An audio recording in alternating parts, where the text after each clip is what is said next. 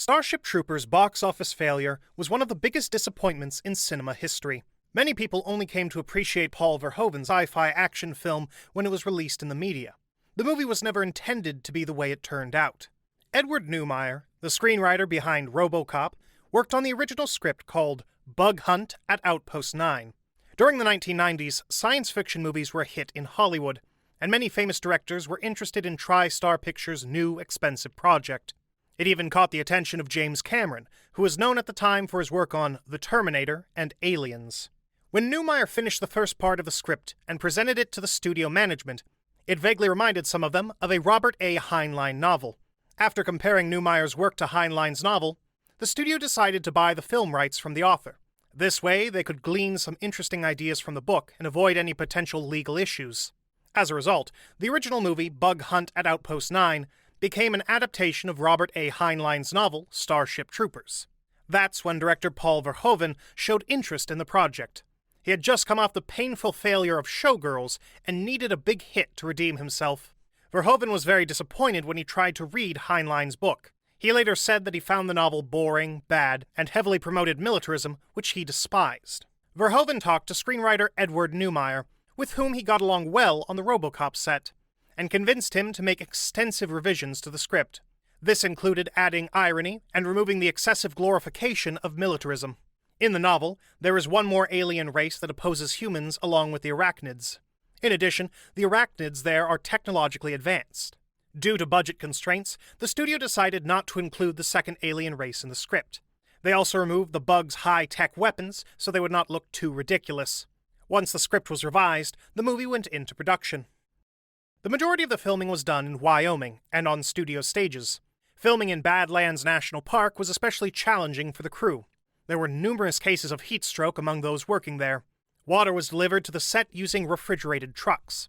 Because of the extreme heat, the filmmakers even had to change the infantrymen's appearance. The actors were supposed to wear standard gear throughout the entire movie. However, because they kept fainting from the heat on set, they were allowed to replace their military uniforms with regular black t-shirts for the majority of the scenes. Another problem that arose during filming had nothing to do with the heat.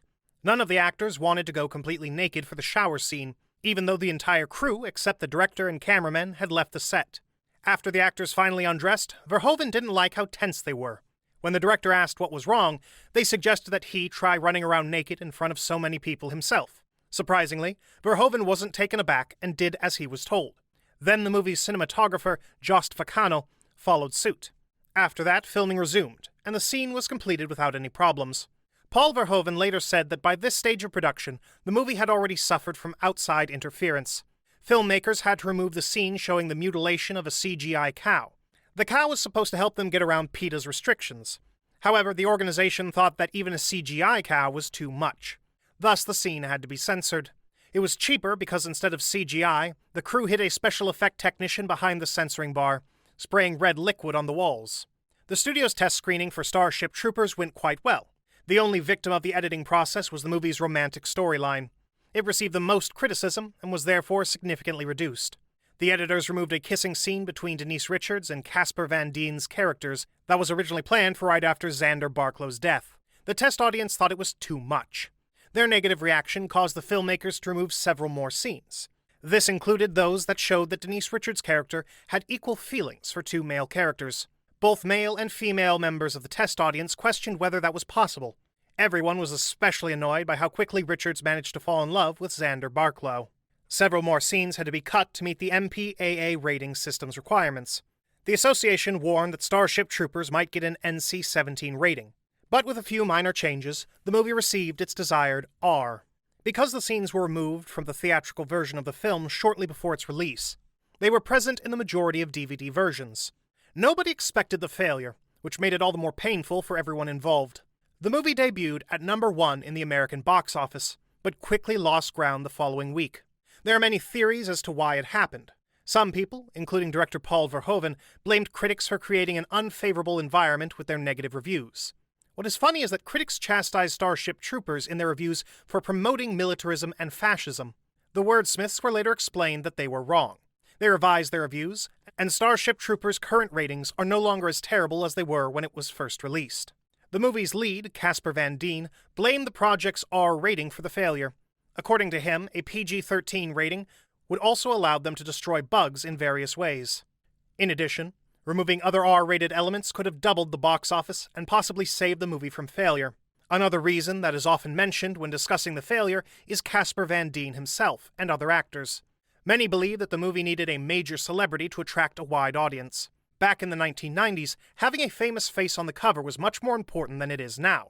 For example, if the studio had chosen Keanu Reeves, who was one of the contenders for the lead role in the early stages of development, things might have turned out differently.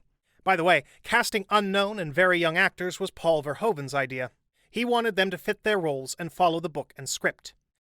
Starship Troopers cost $105 million to make, not including marketing expenses.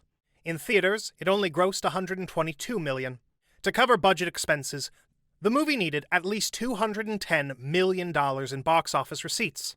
It wouldn't have covered the marketing costs, but it would have given the planned sequel a chance to be produced. The movie's failure was a crushing blow for Casper Van Dien's budding career. After Starship Troopers, he somehow managed to get a supporting role in Sleepy Hollow, but then got lost in mediocre projects. If released today, Starship Troopers would achieve greater success even with its unknown actors, given the movie's captivating footage and current promotional opportunities. Unfortunately, nothing can be changed.